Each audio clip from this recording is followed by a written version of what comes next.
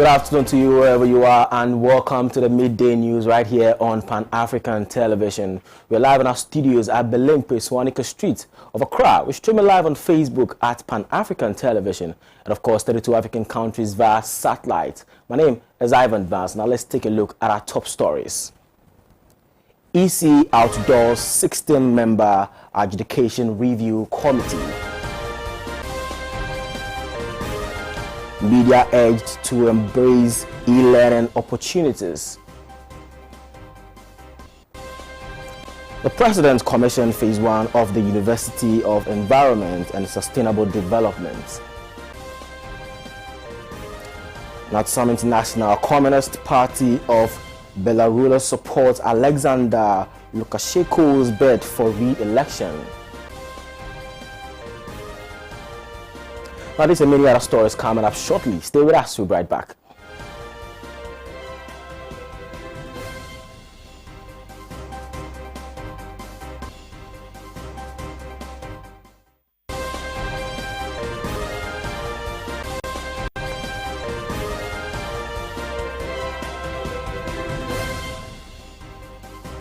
Other stories in detail. Now, the Electoral Commission has outdoored a 16-member adjudication review committee with a mandate to review and address the case of multiple registration after the voters' registration. The ARC, which is chaired by Mr. Samuel Tete, Deputy Chairman in charge of operations, has members from the Commission, political party representatives and representatives from selected civil society originations. The committee, in accordance with Constitutional Instrument 92, would submit the reports of the ARC to the chairperson of the Commission for authentication and approval.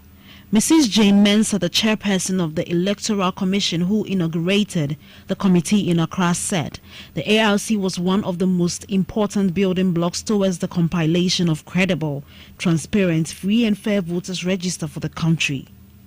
She said the commission is of the firm conviction that a clean register is synonymous with a credible, transparent, fair and peaceful election. Mrs. Jane Mensah further stressed that the commission believes that the voters register is the bedrock on which a credible election is built. The chairperson indicated that over the years, the Commission had developed a number of mechanisms and processes to ensure a clean register, and that includes the challenge system. She explained that under the challenge system, a qualified voter could challenge the registration of an applicant for the reason that the applicant does not meet the eligibility criteria. The challenging cases, she said, were brought before the District Registration Review Committee, established by a commission to deal with challenges. Mrs. Mensah said the exhibition stage offered another avenue for a registered applicant to challenge the eligibility of another registered person, of which the DRRC determines whether the fellow qualify or not. She said the ongoing voters registration exercise was being undertaken offline, and that after the exercise, the automatic biometric identification system would analyze each applicant's biodata and biometric details and match it against every existing record in the database. The mandate, she said, was one of the final mechanisms instituted by the Commission to clean the register. Mr. Tata said, under this system, the committee members will be present with a number of cases which the system flags to address.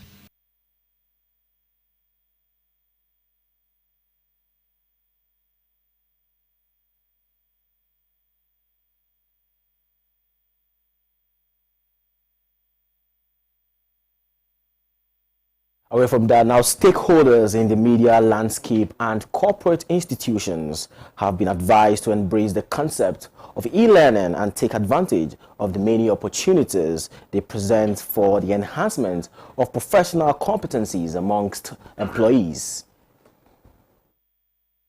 Mr. Charles Ni Ayiku, technical advisor at the Ghana Journalists Association, said continuous developments in journalism meant staying up to date and remaining relevant, even as many skills and knowledge were quickly fading out.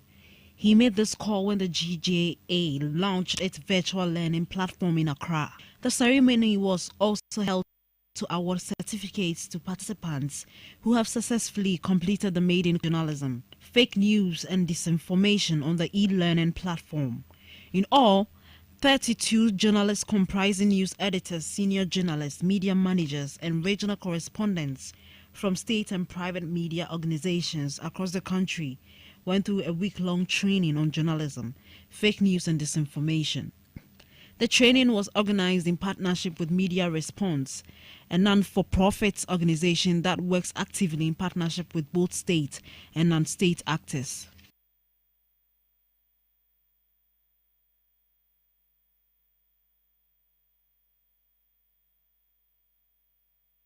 Away from that, the President Nana Addo Dankwa Akufo-Addo has commissioned the University of Environment and Sustainable Development. The President cut a sword for the commission of the construction of Phase 2 of the university. During the ceremony at Somenya in the Eastern region, President Akufo-Addo said the university, which was funded through the Italian Export Credit Agency, SACE, and skills training for the Ghanaian people. According to the president, this is the first university in the country with the mandate to provide higher education, research and disseminate knowledge on matters of sustainable development, the protection of the environment, and focus on developing agribusiness.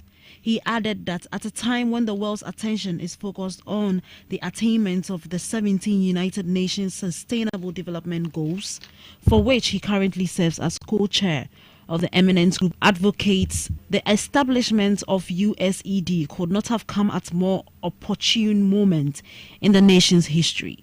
The Phase 1 of the project cost the nation €45,575,000.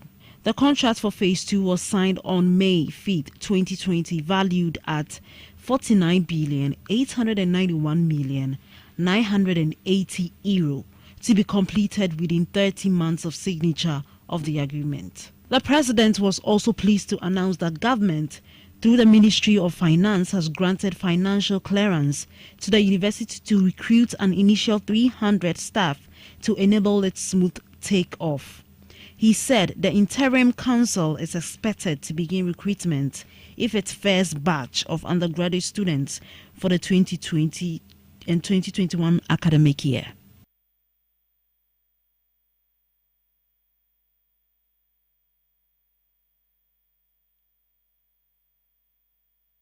Communication, who doubles up as Member of Parliament for the Ablekuma Central Constituency, Honorable Esla Owusu Akufo, has absented herself from Parliament on Wednesday, August 5, 2020, when it was time for her to provide answers to some questions on the $89 million Kelvin GVG deal meant to monitor revenue mobilization from mobile telecommunication companies operating in the country.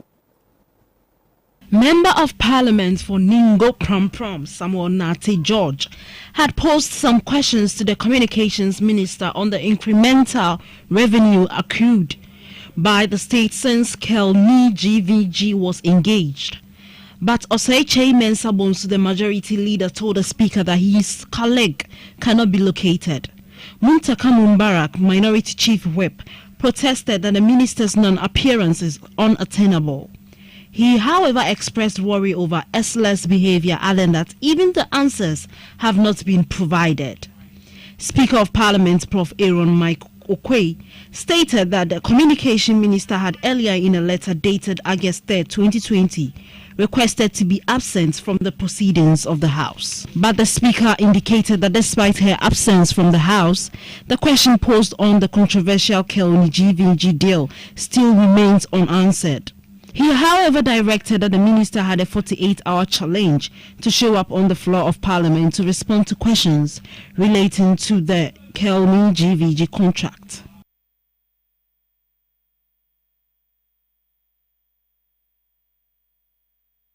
Now, the Member of Parliament for the Bui electoral area in the Bono region, Amos Boache Kotechi, has described the response from the military hierarchy over alleged military intimidation at some registration centers in the area as false. In a video circulating on social media, the Assembly member indicated that the statement issued by the Ghana Armed Forces does not reflect the true situation in the area. My name is Honorable Amos Boache Kotechi, and I'm an assemblyman for Bui electoral area. I'm an Ewe, but I'm not talking for West, I'm talking for entire. What is happening here is worrying, and I want the whole world to know what is happening at Bui. Basically, we have been receiving from the military hierarchies, from the defense minister to the communications director from Ministry of Defense yesterday. I saw their statement. Doesn't reflect the exact thing happening on the grounds. So when I saw some of them, I was forced to react, but nobody was listening. So I want to use this opportunity to let everybody know what happened. The military claiming that they were at the shore because a group of people wanted to attack the people who are coming was a completely lie. They were rather they're preventing women who have children and men from coming out from their boat so that they can come to the community because they thought they are coming to register. I remember very well that the officer, the captain who was in charge, he's a colonel. He doesn't have name tag. The only thing I saw is Adams.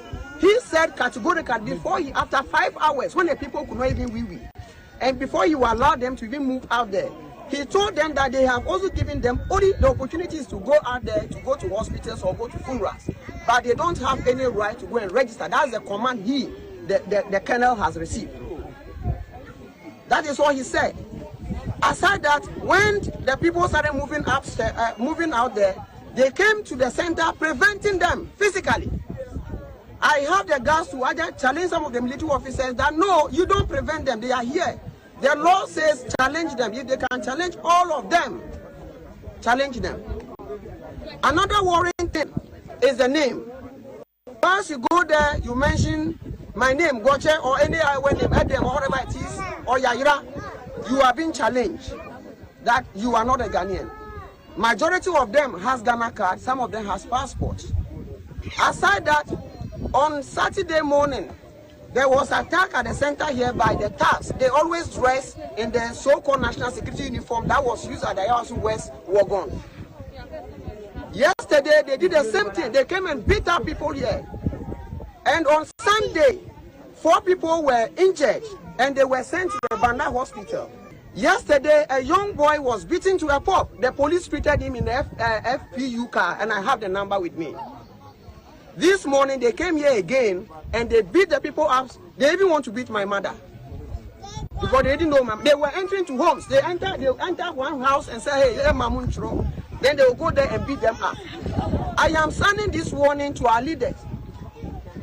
I am sending this warning to our leaders that the civil wars that happen in Syria, in Rwanda, Somalia, they started like this. Sudan, they started like this. When people feel their lives are being threatened and that they don't see them to be Ghanaians, they have no option than we will fight and make sure our children never live to fight this battle to become Ghanaians again. Thank you.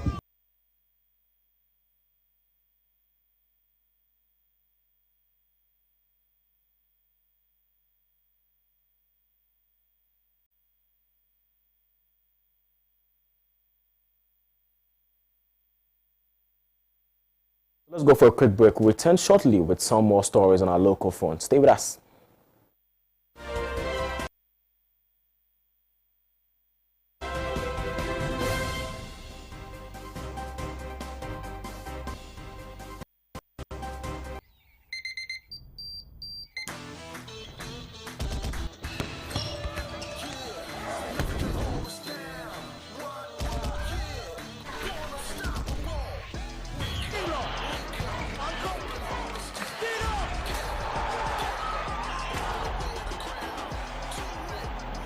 Breakfast good day, every day. Nestle, good food, good life. This statement has been vetted and approved by the FDA.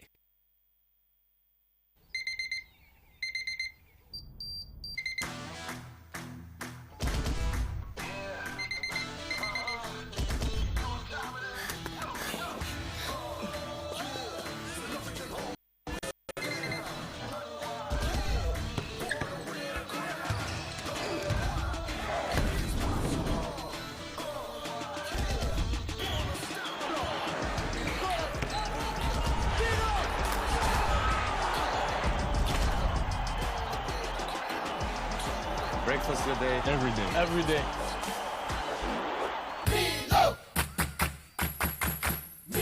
Nestle. Good food, good life. This advertisement has been vetted and approved by the FDA.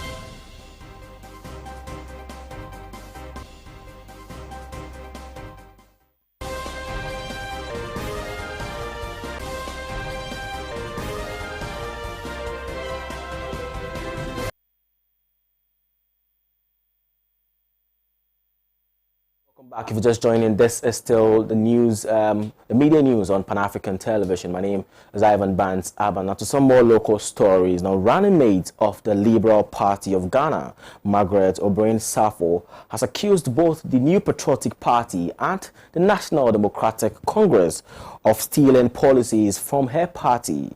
According to her, policies like one district, one factory, free university education, amongst others, were policies stolen from the LPG by the two major political parties. She urged Ghanaians to vote for Liberal Party of Ghana for better policies to help develop the country. Now, there's more to the story. That they should change the political system and leave the duopoly, MPP, NDC, leave them behind. Because we have good policies and programs. I was telling my boss, His Excellency Mr. Palu, MPP and NDC, they are stealing our policies. So, one district, one factory, MPP took it. It wasn't in their manifesto. And then we had NDC also saying that, ex-President Mohammed said they will make free university education. It's in our policy. That long ago. It means all those things we are saying is doable. We can do them. So if we can do them, we formulated that policy, so we can do it better than them. So Ghanaians should they shouldn't think that, we are a small party. We need their votes. So they should go and register and then stay safe and then make sure that December 7th, they go and vote for Mr. Palu and all our parliamentary candidates. Somebody might say that when you win power, how are you going to choose your ministers and your other appointees? Because the Constitution says you should choose majority of your ministers from Parliament. Are we saying that those in opposition, let's say if LPG wins and let's say Mrs. Eslowusu Ekufu is eligible for a certain position, can't we give it to her? Okay. So it's all inclusive. People will have to stay on their jobs. And how will it be if we have the strongest opposition in Parliament? Government cannot just send anything to Parliament for them to pass. Exactly. They will scrutinize it, and that will make Ghana better. That's why we are saying they should forget about the parliamentary. They should vote for our parliamentarians too. But it doesn't really matter if we have less parliamentarians in Parliament.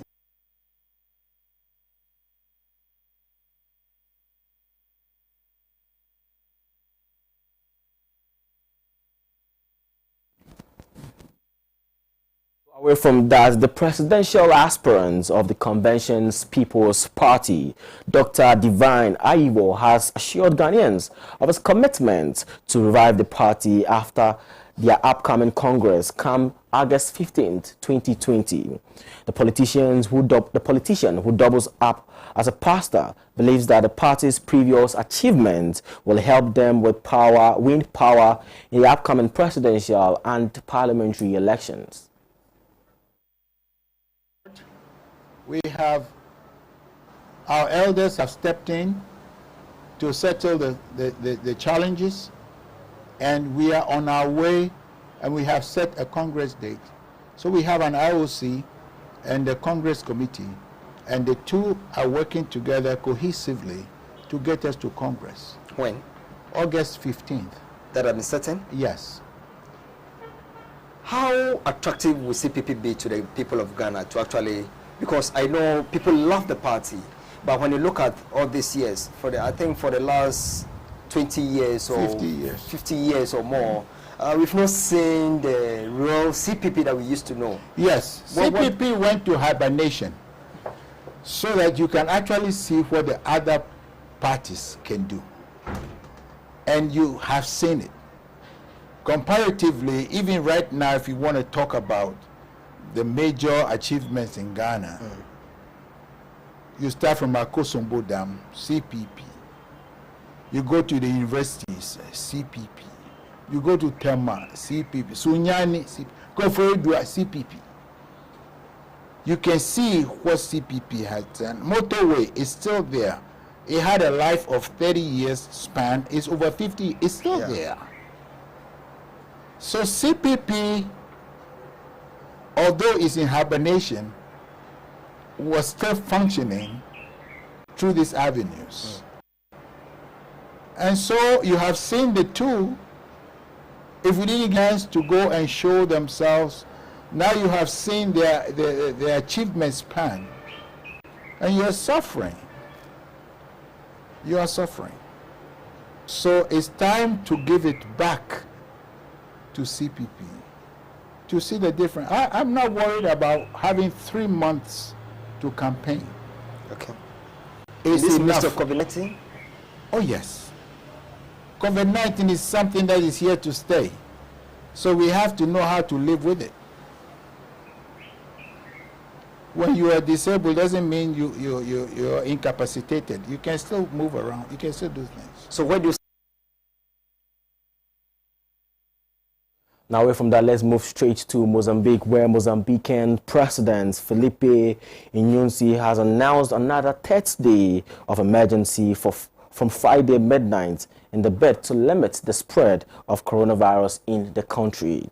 This is the second time the country has declared a health emergency since March, when it confirmed its first case of the virus.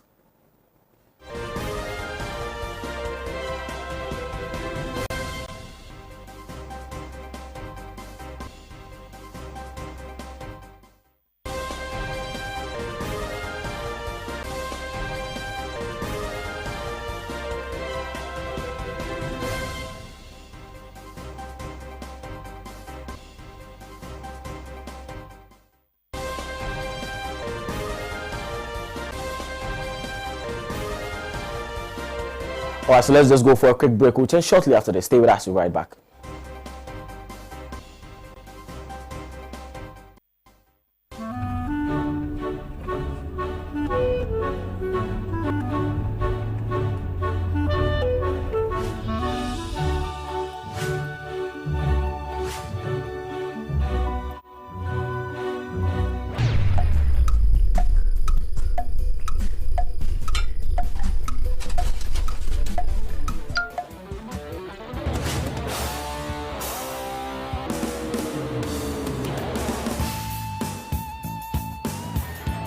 Oh, it's incredible!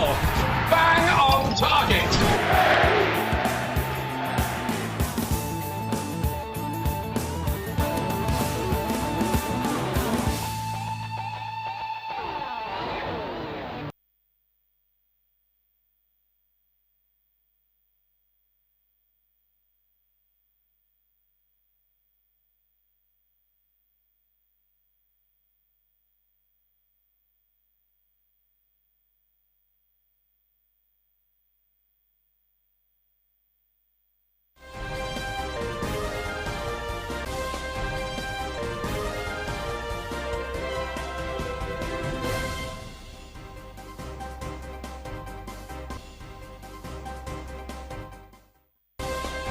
Apologize for that. We'll bring that story pretty soon when everything is okay. Now, away from that, let's do some health stories. Now, mustard seed are small round seeds of various mustard plants. The seeds are usually about 1 to 2 millimeters in diameter and may be colored from yellowish white to black. mustard seeds help boost metabolism, stimulate and aid digestion, inhibit cancer cell growth, and lower high blood pressure. Black mustard is a plant. The seed and oil from the seed are used to make medicine. Black mustard oil is used for the common cold, painful joints and muscles, rheumatism and arthritis. Grinding and mixing the seed with water, vinegar or other liquid creates the yellow condiment known as prepared mustard.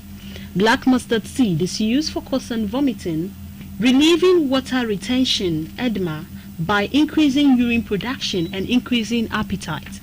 Some people make a paste by mixing ground black mustard seed with warm water. They pack the paste in cloth and apply the cloth directly to the skin as a mustard plaster. This preparation is used for treating pneumonia, pain, and swelling inflammation of the lining of the lungs, arthritis, lower back pain, lumbago, and aching feet. In foods, black mustard leaves, green, are used in salads and other dishes.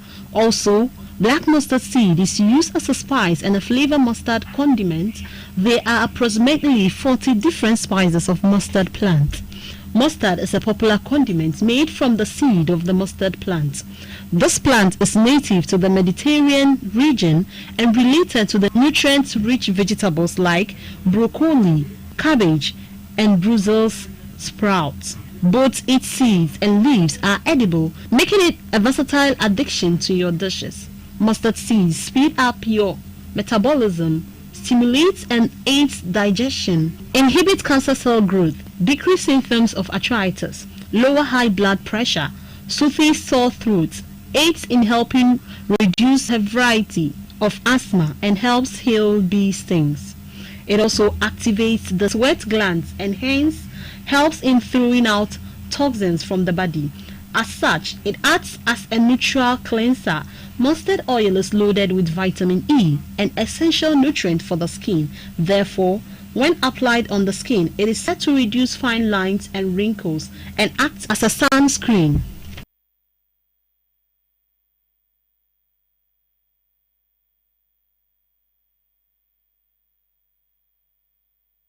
From that, let's move straight to Mozambique, where the Mozambican President Filipe Nyusi has announced another 30 days of emergency from Friday midnight in the bid to limit the spread of coronavirus in the country.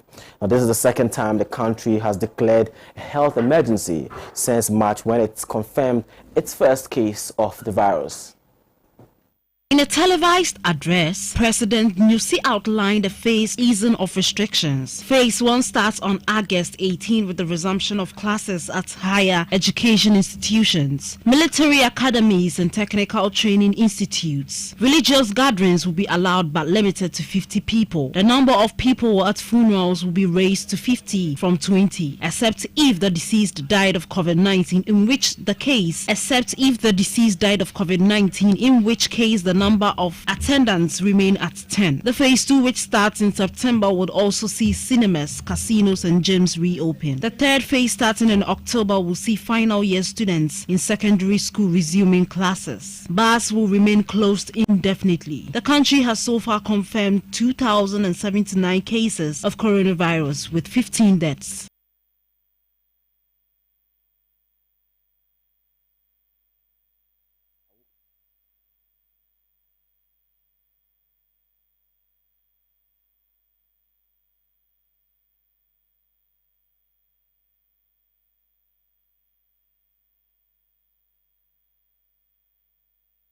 So away from that, the Foundation of Media Foundation of West Africa, Professor Kwame Kakare, has said both the police and media are exposed to danger during elections. According to the renowned media practitioner, during elections, the police present the issues concerning the elections.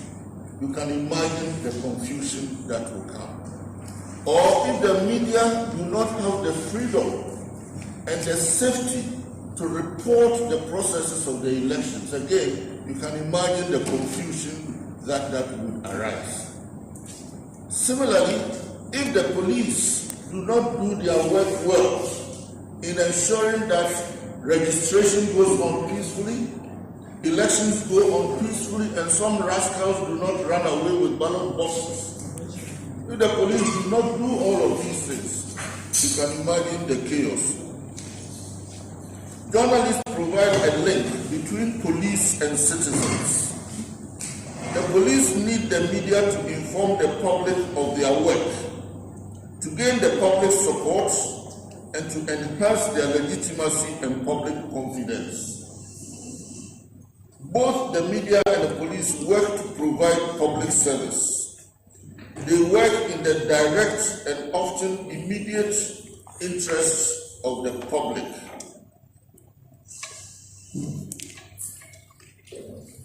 They are often exposed to danger. This is, for the police, danger confronts them all the time because they deal with very difficult and risky situations. Take a common thief. For the police to arrest a common thief, the police know that every thief is a potential murderer and a potential enemy. And so the police arrest, and we know the stories are every day. The police attempt to arrest highway robbers and there are gunfights, and we know how often the police have been injured. If somebody, for instance, and the risk of the police goes beyond just the physical, the police are they are exposed to risks of infections or health hazards. When somebody commits suicide, the police must come, and the police are the people to retrieve the body. About a few weeks ago, you remember there was some police who were capsized in a boat, and I think one of them drowned or something somewhere. And it was all in the service of the public, but look at the risk. So the police are exposed to danger all the time. So that's all we have for you on our local front. Up next is business. Stay with us.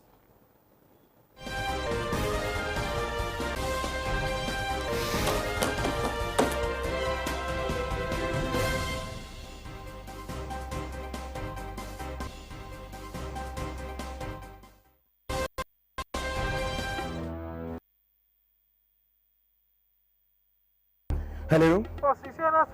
Okay, why? Hey, my wife comes and send a message you. Your face is almost free. Hello?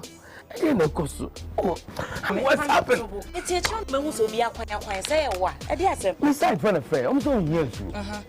My wife is not testing messages here, and our face so I'm toilet time. She says, I mean, so we a guy manu, and may young who could look cry. And also wants a family drilling company limited for Kana. What's it then? Family Drilling Company Limited. Ye two borehole, biofuel, biogas, swimming pool, plumbing works in Naso, ye be, Frey 0240-333-111, and NASA 0244-144-822. Miampa and net. You want to do me see? Me want to be here. Family drilling now. Family drilling. Me out with that shit.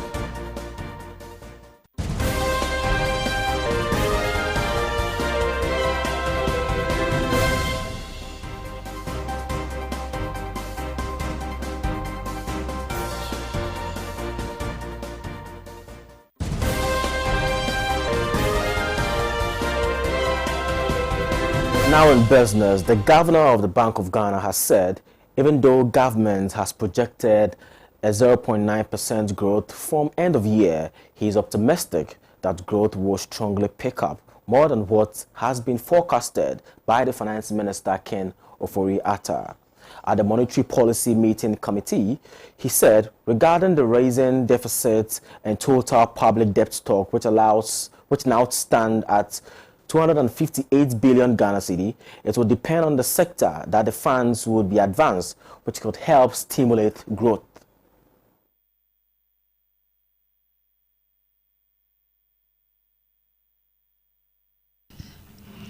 Dr. Ernest Addison also disclosed that the receiver appointed to liquidate some of the commercial banks have been able to realize 2 billion Ghana cedis. On payment, the governor noted that more than 96% of the customers of the fund savings and loans and microfinance institutions have been paid. Dr. Addison was, however, hopeful that the remaining funds will be paid soon. The Ghana cedis has witnessed some pressure in recent times, but the governor assures of having the adequate reserves to support the local currency. Dr. Addison indicated that forecast shows that the country's export earnings are also picking up strongly. He was, however, worried about the recent payments and outflows, adding that the country received a lot of resources in the first half of this year. The governor of the central bank said the outflows of the country has also been very significant.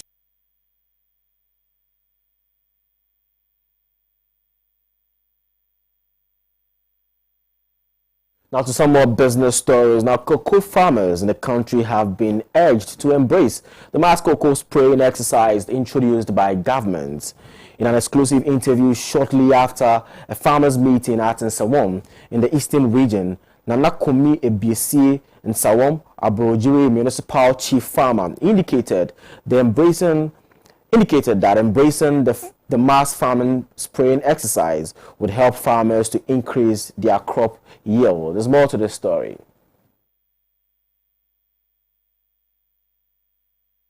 Nana Kumi Abiesi explained that the exercise was part of a high-tech cocoa production and method, and said the introduction of the high-tech program was a testimony of government's determination to help improve the cocoa industry.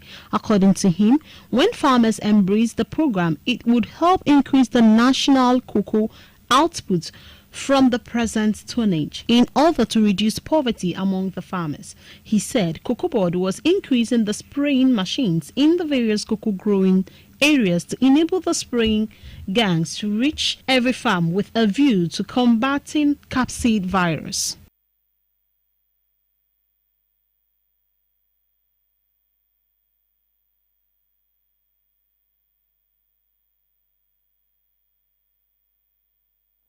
So that's all we have for you on the business front. Up next is international.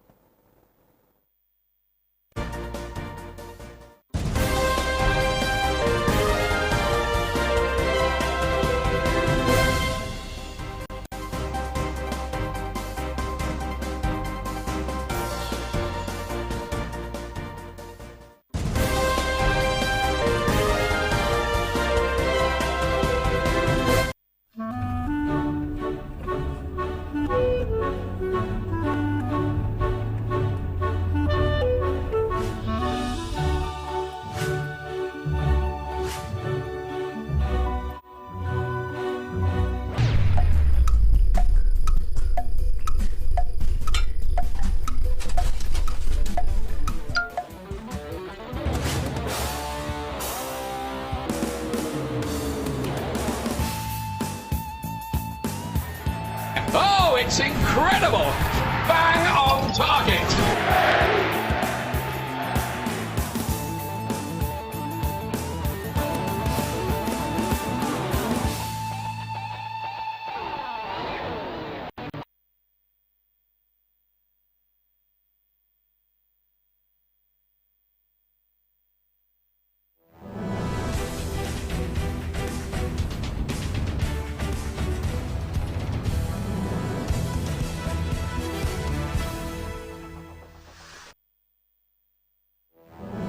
International stories. Now, the Communist Party of Belarus has reiterated their support for the incumbent president of Belarus, Alexander Lukashenko, and has bid for re-election in the upcoming presidential election scheduled on August 9th.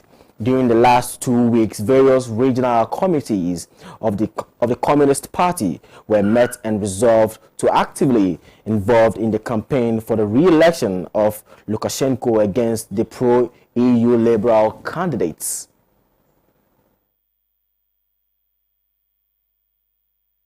The League of Communist Youth in Belarus had also extended their support for Lukashenko. As Lukashenko is gearing up for a 6th term in the president's office, the pro-EU opposition has put forth independent candidates, including Sviatlana Tikhanovskaya, Hanna Kanapatskaya, Siarhei Cherachen from the Belarusian Social Democratic Assembly, and Andrei Dmitriev from the Tell the Truth movement. In the 13th Congress of the Communist Party of Belarus held in Minsk on July 11, the party leadership has stated that the opposition wants to impose the neoliberal and capitalist model in Belarus. The party also shared its satisfaction in the course of political and socio-economic development of the country under Alexander Lukashenko, marked by the development of values of social justice, work and sharing. The state has also guaranteed a system of strong social guarantees from children, young families, the disabled, veterans and people with low incomes. On the basis of analysis of a situation in the country, the Communist Party of Belarus resolved that the only correct way to maintain the development of Belarus is to support the candidacy of Alexander Lukashenko. Meanwhile, earlier in July, the Belarusian Left Party, A Just World, had appealed to the candidates from the opposition to withdraw nominations and boycott the elections to protest government's crackdown on dissent in the country. Party has also stated that Belarus lacks the necessary conditions for free and fair elections. Alexander Lukashenko has been the leader of the country since 1994, and his political positions in various issues have continuously urged the EU leadership, the West, and at times even the Russians. However, despite his controversies with regard to Russia, Belarus continues as a relatively pro-Russian country in the country, unlike the other several post-Soviet republics. The pro-West EU forces have been trying hard to oust Lukashenko from power, and as the election is getting closer, the pro-EU camp has become so desperate in their quest against Lukashenko.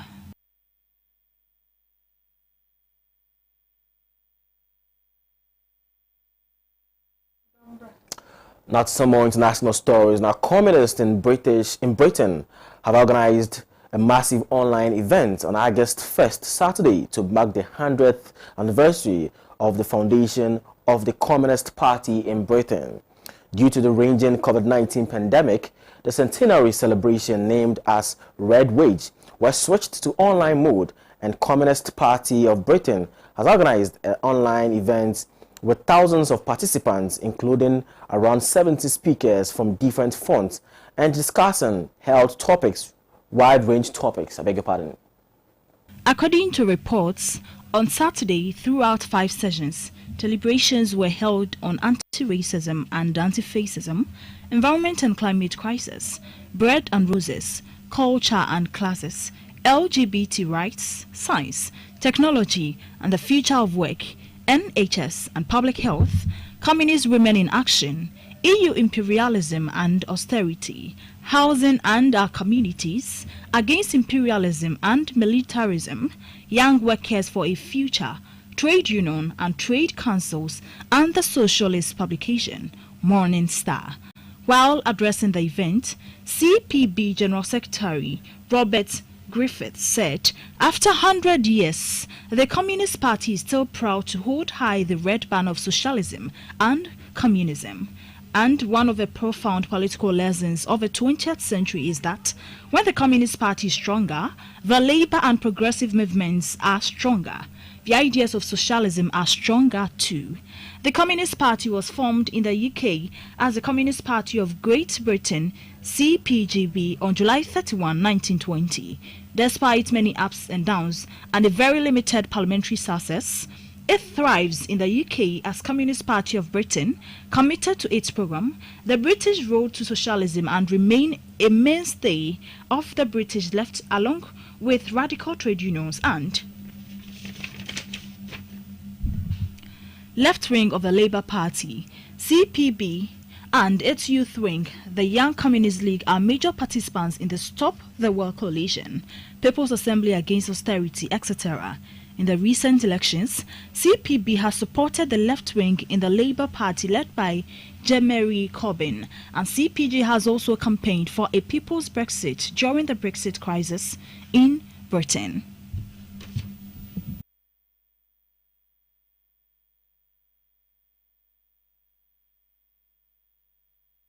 Or for our international stories. Up next, sports with my colleague Eve Edwards.